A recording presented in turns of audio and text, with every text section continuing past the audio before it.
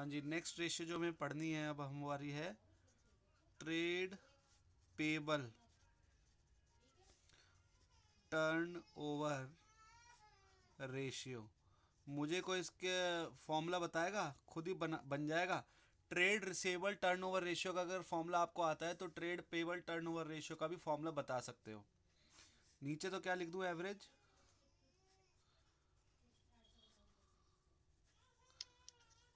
ऊपर क्या लिख दूं, नीचे तो आ गया एवरेज ट्रेड पेबल्स, ऊपर क्या आएगा सोचो और बताओ। सर रिसीवेबल में नेट क्रेडिट परचेज था, इसमें नेट क्रेडिट सेल्स तो नहीं आएगा। क्या बोल रहे हैं हिमांशु? सर रिसीवेबल में तो नेट क्रेडिट परचेज था, इसमें नेट क्रेडिट सेल्स तो नहीं आएगा। वहां नेट क्रेडिट परचेज नहीं था, वहां नेट क्रेडिट सेल था। रिसीवेबल हमारे तब बनते हैं जब हम सेल करते हैं, और पेबल्स हमारे तब बनते हैं जब हम परचेज करते हैं। तो उल्टा बोल रहे हो आप, जरा सोच लो क्या बोल रहे हैं हिमांशु। हमारे डेटर्स कब बनते हैं, जब हम परचेज करते हैं तब बनते हैं डेटर। नहीं सर, सेल करते हैं। फिर और फॉर्मूला ही भूल गए आप। नेट क्रेडिट सेल होता था वहां, और यहां नेट क्रेडिट परचेज होएगा, क्योंकि हमारे क्रेडिटर्स कब बनेंगे, जब हम क्रेडिट में परचेज करेंगे। तो फॉर्मूले में तो दिक्कत नहीं है, किसी को समझ आ गया फॉर्मूला?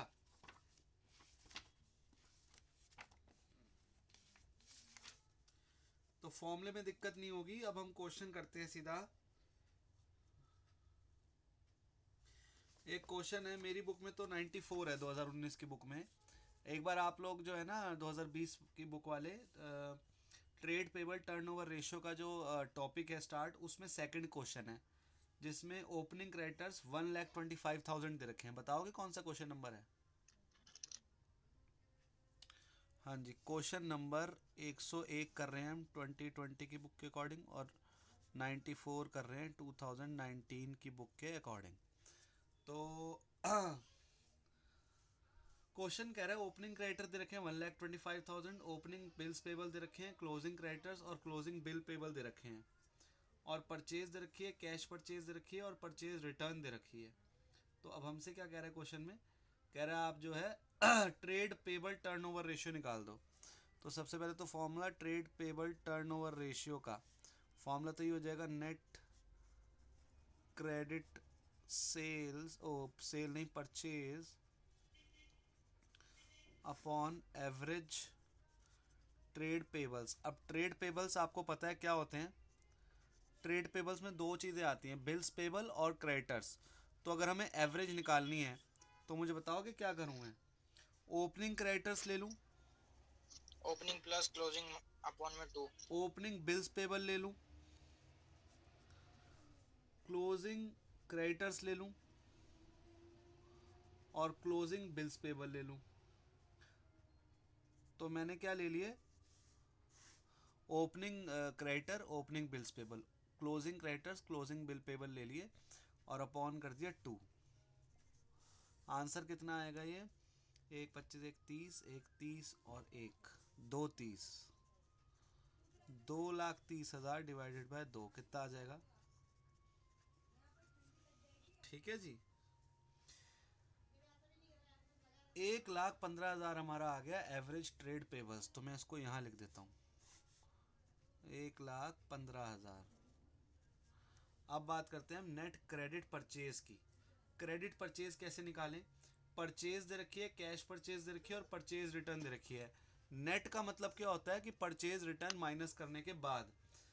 तो मुझे क्या करना चाहिए, बताओ ज़रा क्या करूं मैं। Credit purchase plus cash purchase net, minus purchase हाँ, रिटर्न। नेट क्रेडिट परचेज निकालने के लिए मुझे क्या करना चाहिए, परचेजेस लेनी चाहिए, उसमें से कैश परचेज माइनस करना चाहिए क्योंकि हमें क्रेडिट वाली चाहिए। तो ये परचेज तो मतलब ये जो 9,50,000 रखी है तो टोटल परचेज है ना, इसमें कैश और क्रेडिट दोनों इंक्लूड हैं। तो कैश वाली माइनस कर देंगे, और परचेज रिटर्न भी माइनस कर देंगे। तो अब इसको ज़रा सॉल्व करेंगे, कितना आएगा, 8 50, 8,05,000 आएगा शायद, 8,05,000 रुपये आएगा। 8,05,000 लिख देंगे ऊपर, और इसको सॉल्व करेंगे तो हमारा आंसर आएगा 7 टाइम्स। ये हमारा आंसर आ गया। कोई डाउट? बड़ा आसान है ये net payable sorry trade payable turnover ratio. पहली बात तो ये इतना इंपॉर्टेंट रेशियो भी नहीं है, और दूसरा इसके ज़्यादा क्वेश्चन भी नहीं होंगे बुक में अगर आप ज़रा नज़र मारोगे तो। गई थी। हाँ जी, जो भी हमने क्वेश्चन करा है 101 क्वेश्चन नंबर 2020 की बुक के according, net credit purchase upon average trade payables था ट्रेड पेबल टर्नओवर रेशियो निकालने के लिए। एवरेज ट्रेड पेबल्स कैसे निकाला हमने?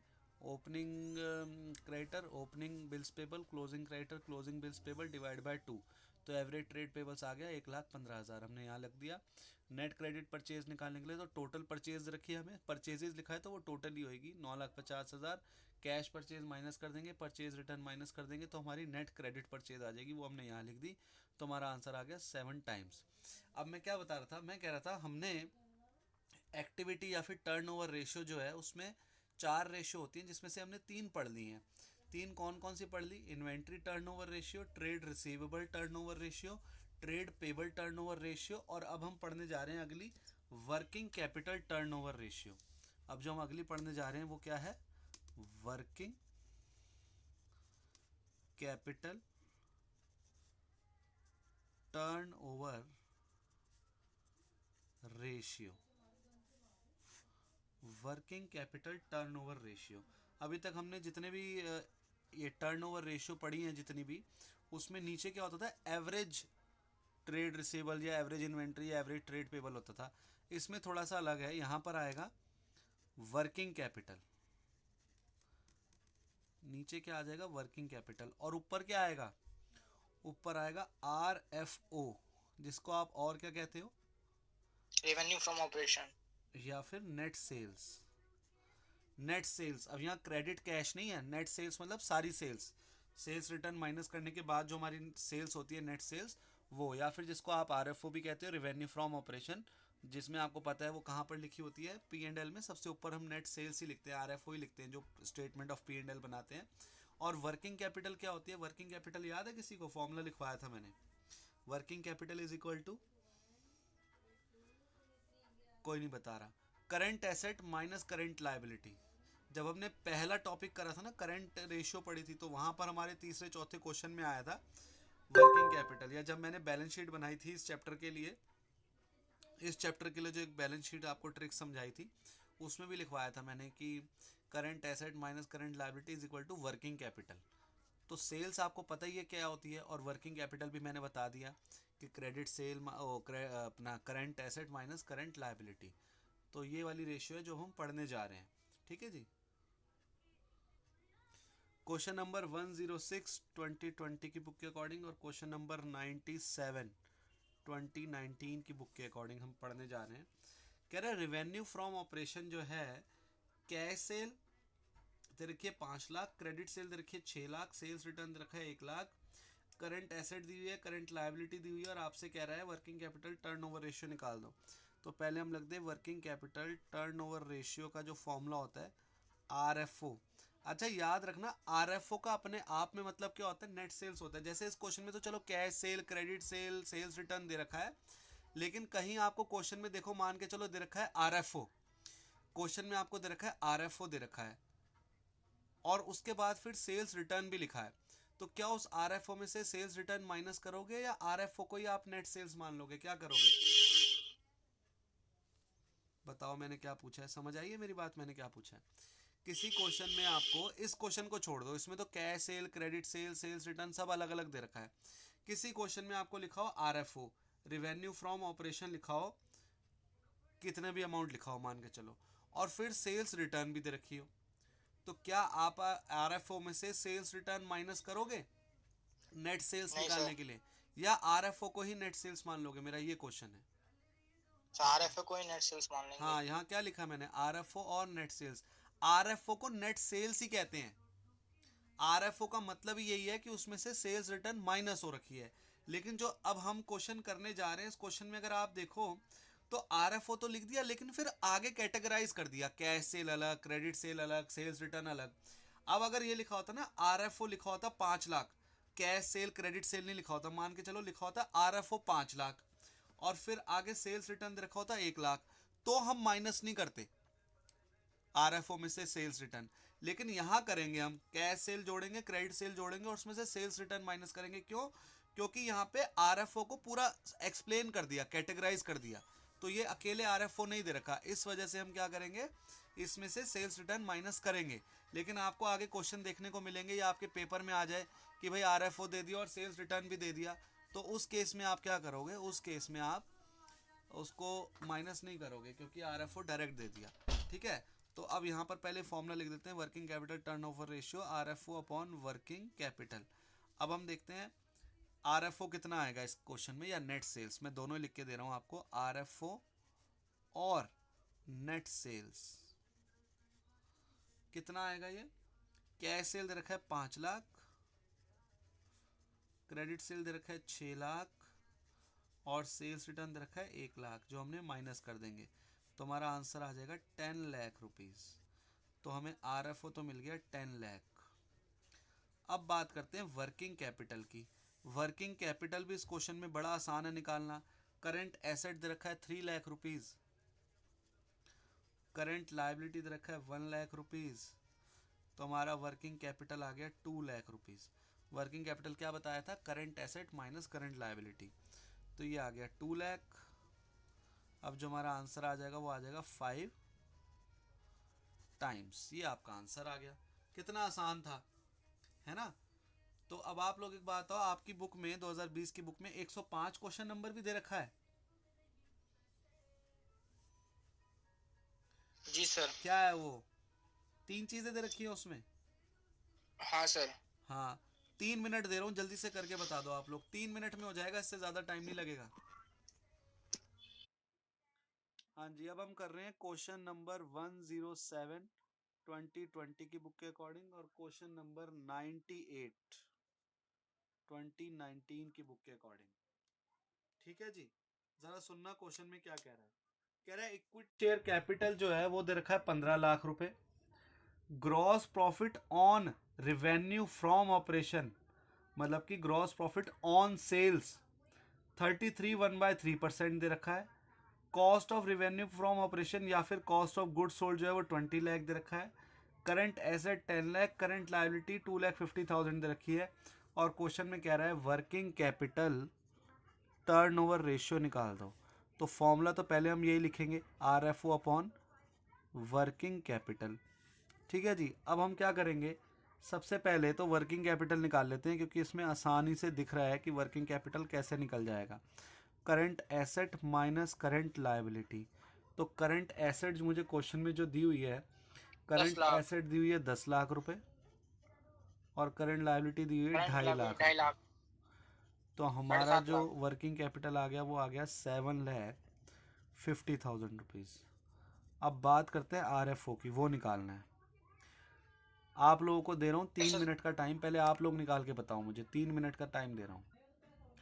हाँ जी, आरएफओ निकालना था बट आप लोगों ने बड़ी देर कर दी, निकाल नहीं पाए। क्वेश्चन में क्या दिया हुआ है, क्वेश्चन में दिया हुआ है कि जो ग्रॉस प्रॉफिट है ना वो 33 1/3% ऑन सेल्स है। ऑन सेल्स मतलब ऑन आरएफओ है, और आरएफओ में गिवन नहीं है, हमें क्या गिवन है, कॉस्ट ऑफ गुड्स सोल्ड जो कि 20 लाख रुपए है। तो आपको बता दूं ग्रॉस प्रॉफिट 33 1/3% का मतलब होता है 1/3। कैसे करा, 33 इंटू 3 99, 99 और 100, तो 100 100/3 अपॉन डिवाइड बाय 100। 3% जो है वो परसेंट को नीचे ले आओ तो 1/3 हो जाता है। तो क्या मतलब हो गया, ग्रॉस प्रॉफिट जो है वो 1/3 ऑन सेल्स था और हमें 20 लाख जो है COGS दे रखा है। तो हम क्या करेंगे इस क्वेश्चन में, लेट RFO X, तो ग्रॉस प्रॉफिट कितना हो गया 1/3x, और आपको पता है कि RFO मतलब net sales minus GP cost of goods sold होता है।